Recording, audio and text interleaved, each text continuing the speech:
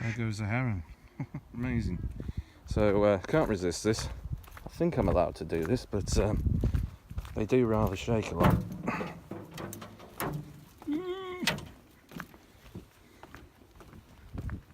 Right, let's step out into the main part of the lake.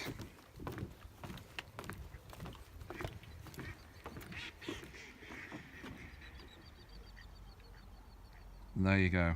Absolutely terrific. I'm so glad I've come. Now, as I say, I've been careful as I turn.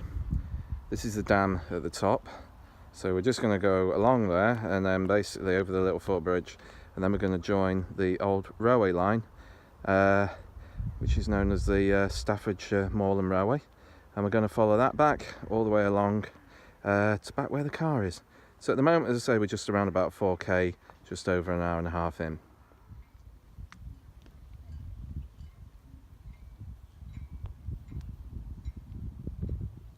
So there's a car park at this end of the lake, at the southern end, and just there are the actual Parking charges. So yeah, it's nice. Looks like there's also somewhere where you can grab a drink as well, just behind there, like a little cafe. So yeah, it's lovely.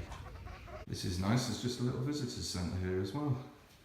Oh wow, that's the railway, so that's what we're just about to go and walk along.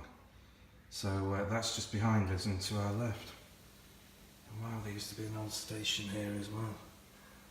Terrific. So yeah, just looking out. So as I say, there's a place over there where, as I say, you can just get some ices and things like that. It's really nice. Then a place you can have your picnic. There's all these fantastic images of what the place used to be like. Oh, it used to be a hostel, Cliff Park Hostel. Oh, great. Unexpected find.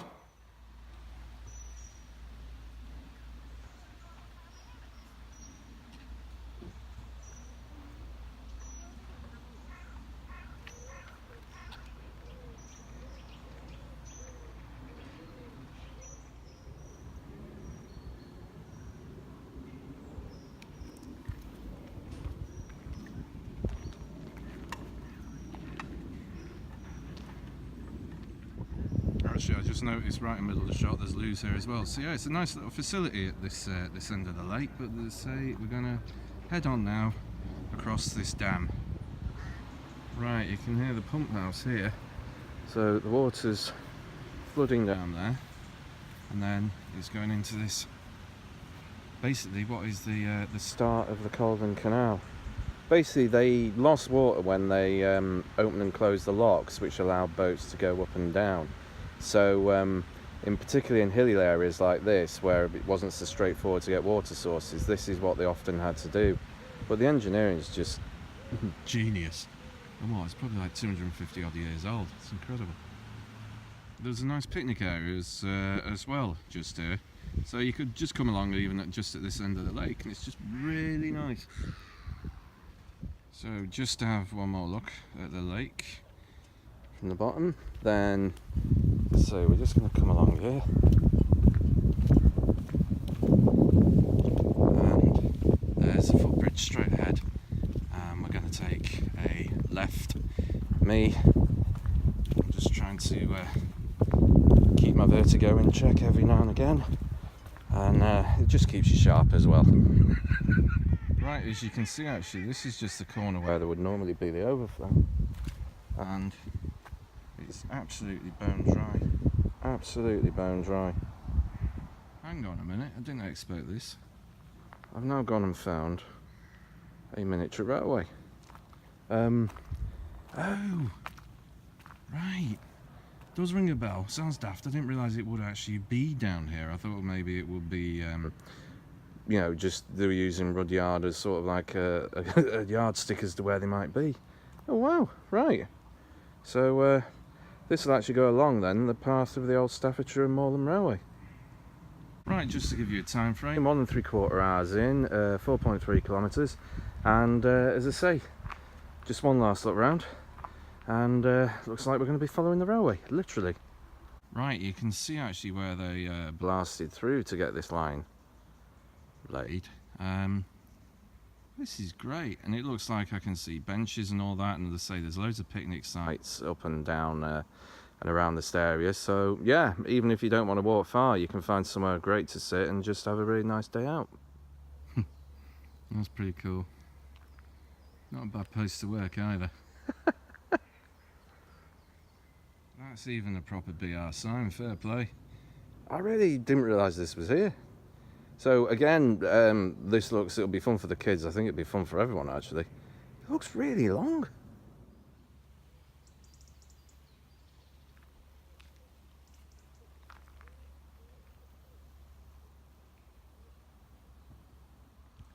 Right, where I said, This is becoming a posh road. These are the houses that are on the other side by the lake. This is pretty good. it appears some of these actually are holiday cottages as well, and I guess the people who love boating, this would be absolutely amazing.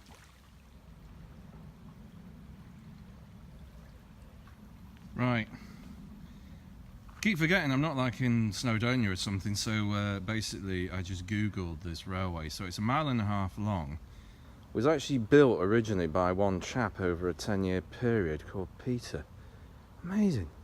So anyway, yeah, they run services most weekends, and it actually has a timetable as well.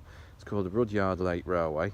But what gets me with a lot of these things, this shut the original big railway in 1964 totally. But it would have just been so beautiful to have travelled along. This is a problem, they always shut the nice ones, didn't they? They didn't shut the horrible ones.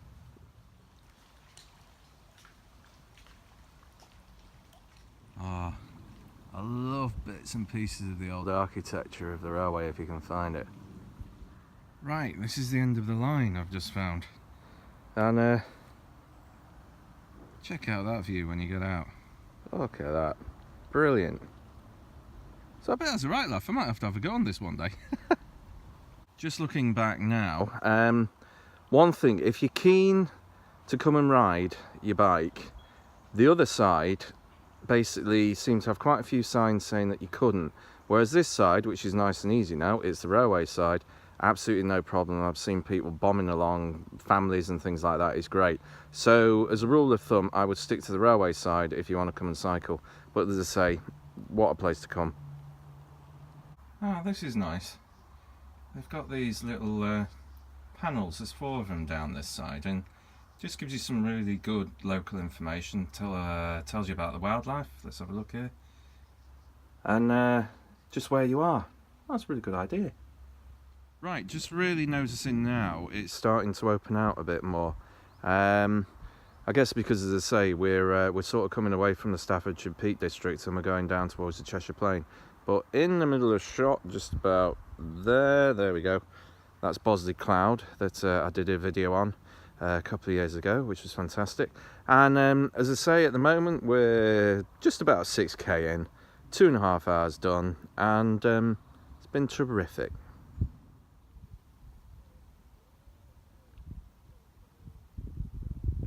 Just at the head of the reservoir. I know.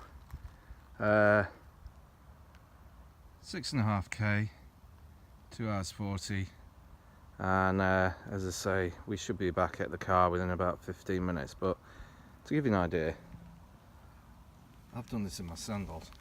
So it's been nothing OTT or anything like that. As I say, it was just come and do something this afternoon, do something different, and I'm really glad I have.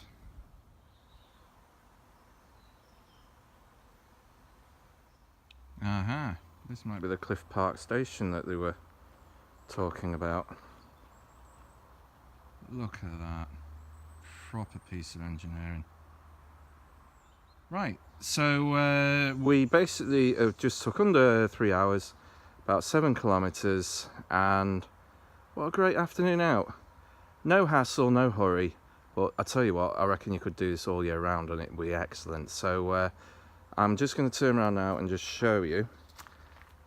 That's the Staffordshire Moorlands Way keeps going down there, and then, as I say, I just literally started talking to you from the middle of the shot there. So as I say, here we are, the end of the loop.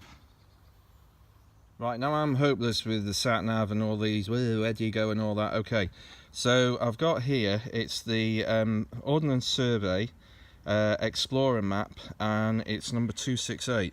So basically, as I say, I've come down from Macclesfield here. Leek is just the other way, and Derby, places like that. But where we are is here. So there is a place which is nearby called Rushton Spencer, which basically, if you either go through it from Leek or through it from Macclesfield, either way you'll know you're in the correct ballpark. And basically, as I say, there is a small lane just here, just on the top, and then about 200 yards along you'll see there's a very small lane, and then they say the car park is here. So as I say, that's Rudyard Lake. And thanks very much for coming with me, and please come and do it, because it was brilliant.